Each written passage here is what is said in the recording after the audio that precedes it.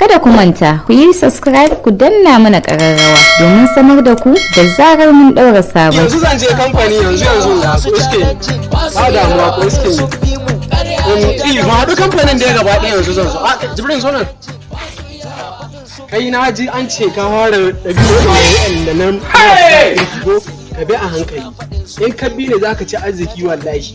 Ka bi a hankali. Zan sai ma mashin. Yayi ka je inda dawo za a kawo ma mashin ɗinka. Na gode. Allah ya kiyaye. Amin amin yayi.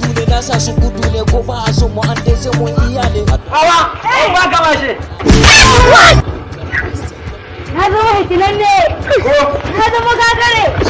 Masu ya zo, kada ni. Masu ya shigo. Baba, me yasa an ka sai ma mashin? Zo ka ji. Ina ga ma yanzu ko. Gida. Gida. Hitinan ne na zama gagare.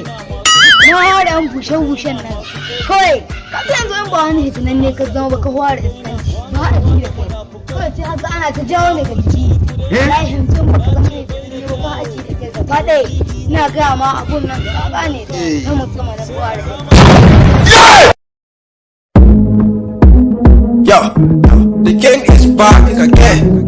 I'm not Samson J. I'm not Samson J. Baba babu ne ta ko a shana nan kaɗan ma da kunna sigara. Kuma gida na shaye-shaye.